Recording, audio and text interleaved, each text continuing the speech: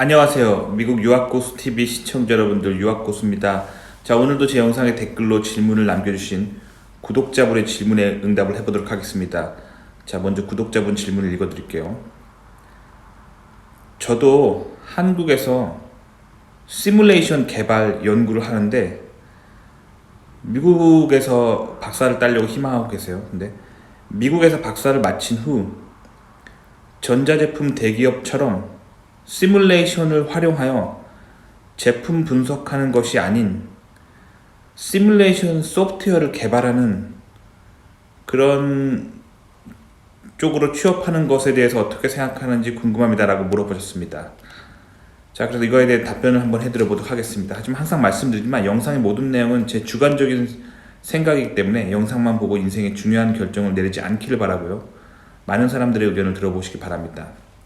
자, 일단 한국에서 시뮬레이션 개발 연구를 하신다고 하셨는데, 일단 한국에서 시뮬레이션이 가는 방향이 좀 달라요, 미국하고. 그래서 제가 예전에 영상에서 여러 번 말씀드렸지만 미국은 제조업을 이공계에서 떼내려고 하는 움직임이 있어요. 그래서 이미 어느 정도 다 떼버렸어요. 그래서 아이디어 중심적으로 이공계를 이끌어 가려고 하고 있어요. 즉 무슨 말이냐면 실험실 레벨의 어떤 그런 수준에서 뭔가 엔지니어링을 하려고 하지, 공장을 만들어 놓고 막 대량 생산 있잖아요. 막 몇백만 개 생산하고 뭐 그런 생산 시설을 미국 영토 내에 가지고 있고 싶어 하지 않은 경향이 있어요. 그래서 대부분의 미국 대기업들을 가보시면은 뭐 그게 엔지니어링으로 매우 유명한 미국의 대기업이라 할지라도 공장이 없어요. 대부분 그래요. 그리고 이제 그 회사 대기업 건물 안에 보면 실험실 규모의 조그만한 그런 실험실들이 있어요. 이런 데서 간단한 실험 같은 거는 좀 할 수 있고요.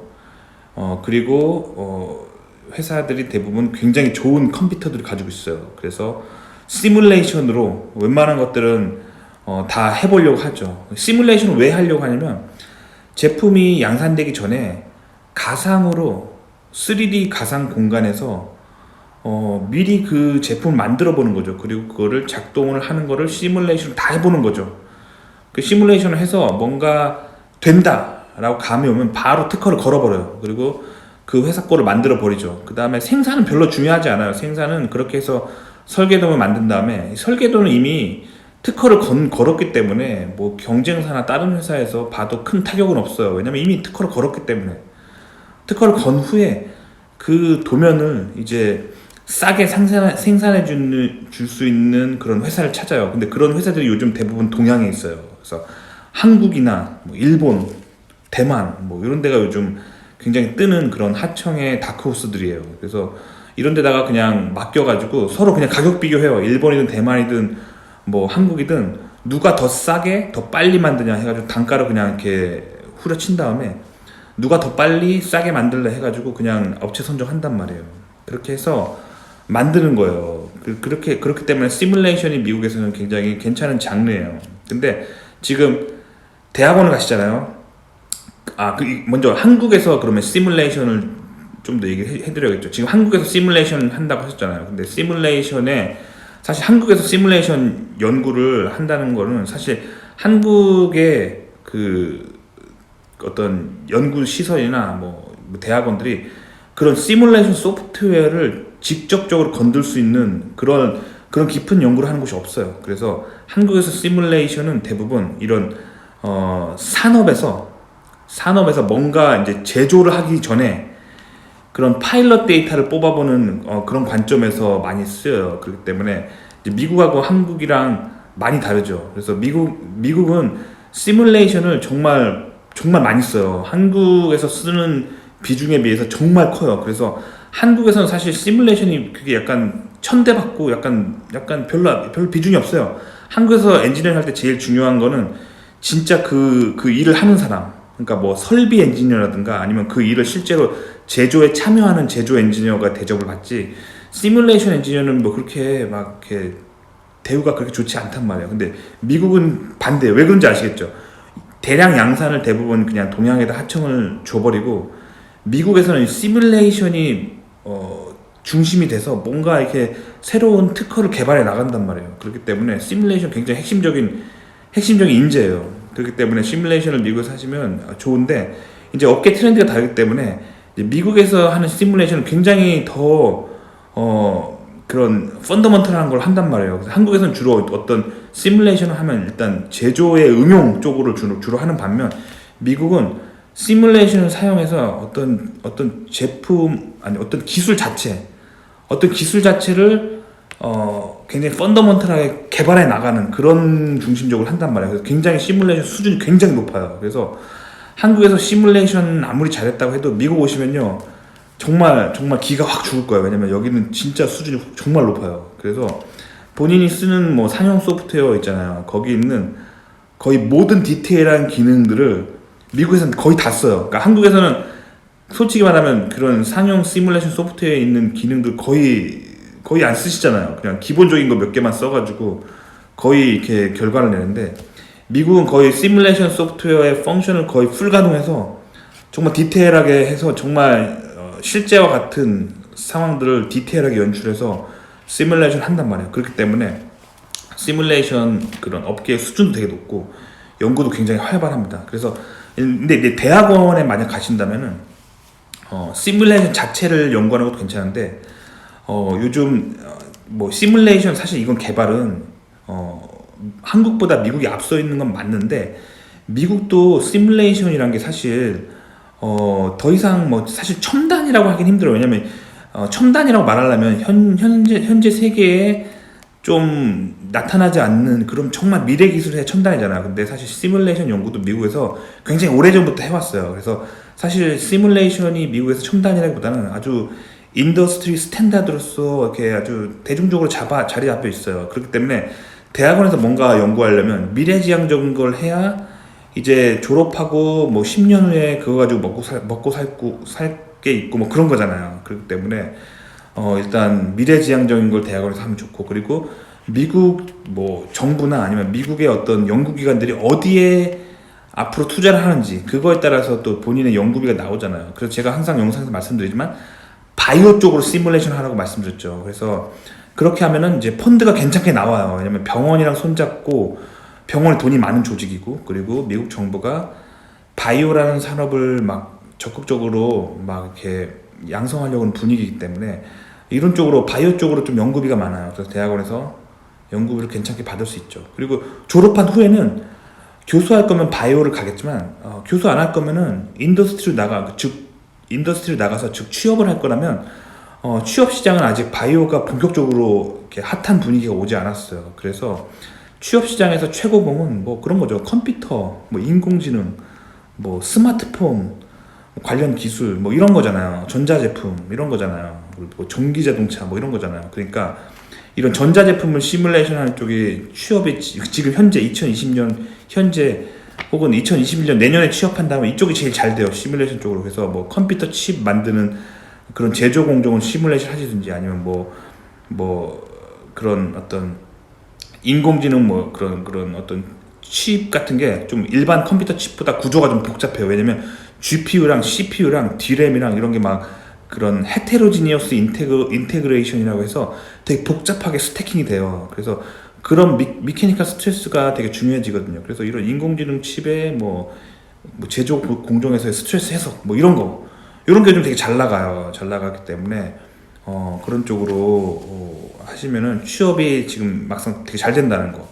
그리고 지금 근데 구독자분께서는 그런 쪽으로 나가는 게 아닌 시뮬레이션 소프트웨어를 개발하는 것 자체를 말하는 거잖아요. 근데 일단 전 세계적으로 쓰는 시뮬레이션 소프트웨어들이 아시겠지만 다 미제예요. 그래서 웬만한 시뮬레이션 쪽으로 뭐 넘버 1, 넘버 2, 넘버 3, 넘버 4 뭐 이런 중요한 그런 제품들이 다 미제잖아요. 그래서 뭐 미국에 이런 회사가 많기 때문에 이쪽으로 나가셔도 취업이 잘 돼요. 근데 생각을 해보시면 시뮬레이션 회사들을 뭐 다 한번 손꼽아 보세요. 그러면 아마 뭐 메이저 시뮬레이션 소프트웨어 한 5개 정도 손꼽을 수 있고, 그리고 뭐 이렇게 별로 안 유명하지만 그래도 약간 쓰이는 그런 시뮬레이션 소프트웨어까지 합치면 한 10개 정도 그런 회사가 나오잖아요. 이게 의미하는 게 뭐냐면, 본인이 만약에 이직한다면 이직할 기회가 미국 안에서 한 10몇 번밖에 없다는 얘기예요. 근데 제가 앞서 말씀드렸던 것처럼 지금 미국 인더스트리에 가장 핫한 거는 아무래도 전자제품, 뭐 컴퓨터, 인공지능 뭐 이런 거란 말이에요. 근데 이런 회사들은 진짜 많아요. 그래서 뭐 글로벌 톱 기업들이 다 이런 미국의 그런 컴퓨터 회사들이잖아요. 취업할 때 되게 많아요. 그래서 뭐 대기업만 치면은 뭐 한 3, 40개가 넘어요. 컴퓨터 뭐 반도체 뭐 인공지능 이런 쪽으로 3, 40개가 넘고, 그리고 좀 중견기업까지 합치면 수백 개의 회사들이 있어요. 그러니까 갈 데가 정말 많아요. 그렇기 때문에 제가 지금 석박사 때는 바이오 시뮬레이션을 한 것도 이유가 있어요. 그거는 장학금 받기가 매우 유리해서 한 거고, 이제 저는 교수할 거 아니거든요. 저는 교수를 왜 안 하냐면, 교수를 못해서 안 하는 건 아니에요. 교수하면 해요. 근데 제가 영상에서 말씀드린 적이 있지만, 교수는요, 이공계 박사학위 소지자가 할 수 있는 직군 중에서 연봉이 센 직군이 아니에요. 그래서 저는 좀 솔직히 돈을 좀 많이 벌고 싶은 마음이 있어요, 현재는. 그래서 지금 교수 쪽으로 안 나가고 있고 미국 대기업에 머물러 있는 거예요. 그래서 이런 미국 대기업에서 지금 가장 연봉이 세고 가장 취업이 잘 되고 가장 핫한 쪽이 컴퓨터, 반도체, 뭐 전자제품 이쪽이에요. 그래서 취업할 곳도 많고 회사도 많고, 그래서 이쪽에 있는 거죠. 하지만 시뮬레이션 개발 자체 쪽으로 가시면 아무래도 물론 그쪽도 잘 나가요. 근데 아무래도 그 뭐 이직의 기회 같은 게 좀 제한적이고 업계가 좀 이렇게 몇 군데 없다는 거. 하지만 한국보다 훨씬 낫죠. 한국에는 아예 그런 회사가 거의 없잖아요. 그러니까 미국에서 잡으면 훨씬 괜찮죠. 근데 또 이런 시뮬레이션 소프트웨어 만들다 보면요, 거의 사실 뭐 알고리즘 자체가 다 기계공학인 거지, 사실 코딩하는 기술 자체는 사실 컴퓨터 프로그래머랑 똑같은 거예요. 뭐 코딩하고 알고리즘 짜고 뭐 디버깅하고 뭐 이런 거는 사실 일반적인 컴퓨터 프로그래머가 하는 거랑 똑같아요. 그렇기 때문에 이런 뭐 유한요소 해석이나 뭐 이런 그런 시뮬레이션 만드는 회사 다니시다가 경력 쌓아서 일반 컴퓨터 회사 가셔도 돼요. 그래서 제 친구 같은 경우는 박사 때 동료인데, 그런 컴퓨터 그런 기계 시뮬레이션 같은 거 막 공부하느라고 맨날 코딩 막 뭐 이런 뭐 C++나 막 이런 거 있잖아요. 아니면 뭐 쿠다 같은 뭐 그런 랭귀지 막 맨날 그거 해가지고 막 시뮬레이션 막 만들고 막 그러다가 지금은 실리콘밸리에서 IT 회사에서 프로그래머로 했어요. 그러니까 그게 가능해요. 왜냐면 워낙 그런 시뮬레이션 하는 대학원들은 대부분 코딩을 많이 하기 때문에 코딩 실력만 있으면은, 코딩 인터뷰만 통과할 수 있으면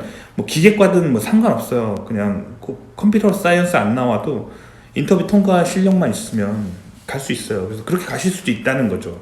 하지만 저는 이제 뭐 A냐 B냐 뭐가 더 취업 잘 돼요 뭐 이런 거 물어보면 저는 그 시뮬레이션 기술을 전자제품이나 그런 반도체 인더스트리에 적용하는 게 잡이 갈 데가 많다는 거죠. 그래서 한 회사에 오래 있으면요, 거기서 연봉이 올라가는 게 물론 매년 고가 탑 찍으면 연봉이 팍팍 올라가겠지만 그건 좀 쉬운 일은 아니에요. 근데 솔직히 말씀드리면 가장 쉽게 연봉을 올릴 수 있는 방법은 계속 이직하는 거예요. 왜냐면 나를 빼오려면 경쟁사에서 지금 회사보다 연봉을 많이 줘야 돼요. 만약 안 주면 난 안 가. 나 우리 회사 좋은데 왜 가? 이렇게 버팅기면 돼요. 그렇게 버팅기면 되기 때문에, 그렇게 버팅기고 있으면 내가 정말 필요하면 저쪽에서 연봉을 더 불러요. 그럼 그때 또 간단 말이에요. 그 다음에 또 다른 회사에서 또 막 오라고 막 하면은 또 내 연봉을 이렇게 이 정도 받고 있다고 얘기하면서 더 줘야 간다, 이런 식으로 계속 버팅기는 거예요. 그런 식으로 연봉 올라가는 거예요. 제가 그렇게 연봉을 올렸어요. 그게 제 연봉 올린 노하우예요. 그렇기 때문에 연봉을 올리려면 이직을 하셔야 돼. 이직. 같은 회사에 오래 있으면 연봉이 잘 안 올라요. 왜 그럴까요?